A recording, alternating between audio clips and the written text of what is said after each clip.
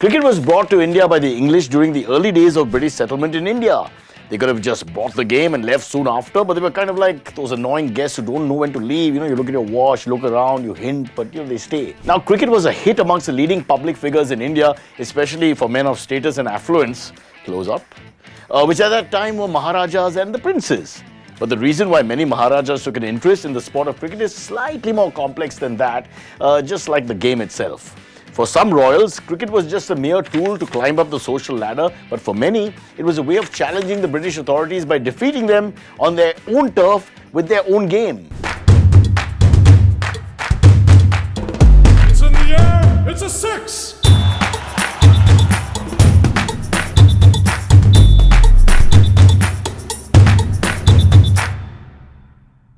Hello, I'm Cyrus Broacha, Maharaja of flat number 23 Tower 8, Dadar, West, only when my wife is in home, and welcome back to another episode of the Century of Cricket podcast. But as is tradition, here is your fun IDFC first fact of the week.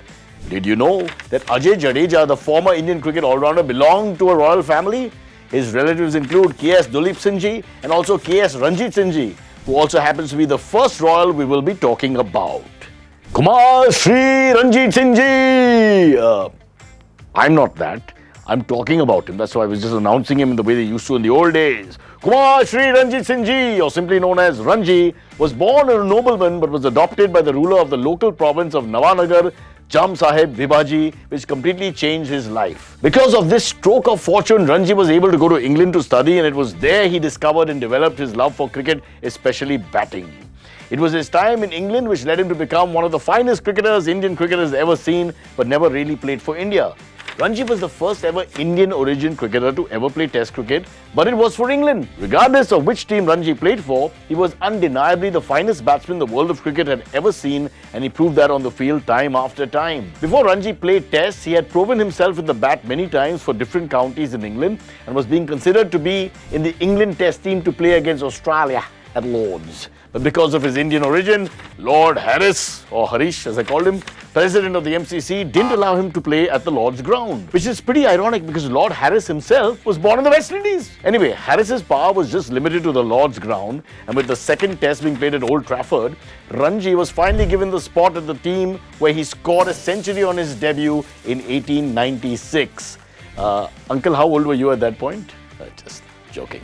Many people may not know this, but Ranji is also considered to be one of the first coloured men in the world of sports to create a global impact, one of our own. But despite his talent and limitless potential in cricket, Ranji deep down always wanted to be a Maharaja. Ranji was officially declared as the Maharaja Jam Sahib of Nawanagar on March 10, 1907. Also, for a lot of you who don't know, Nawanagar is now known as Jamnagar.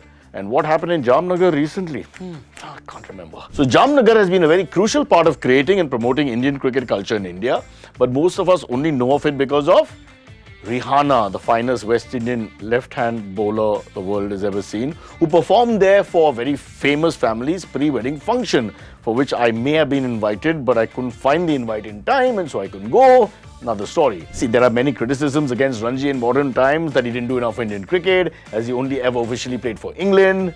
Although that may be true, it will be unfair to say that he didn't do anything for Indian cricket completely. I mean, that's just not true. In fact, Ranji was the first Indian origin batsman to ever play Test cricket, which directly or indirectly motivated a lot of people back in India to pursue the sport. So he's like the brand ambassador. He set an example for many Indians that they can also play this sport, which for the longest time felt very exclusive to only people from Britain and the other big countries, developed countries of the world.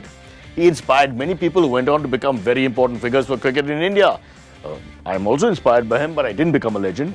And many cricket legends recognized that and later named a trophy after him in 1934, which you know about, known as the Ranji Trophy. Okay, before we go, a quick alert from IDFC FIRST Bank about a new scam which goes like this.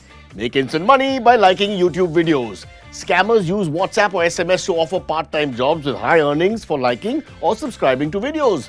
They make small payments initially, then ask for larger investments and disappear. So please don't respond to unknown numbers offering high returns and never share personal or banking information. Stay cautious of suspicious links or apps. But now, the show has come to an end, and there's an old cricket tradition which I have to perform as we say bye-bye. Breaks my heart. Stumps!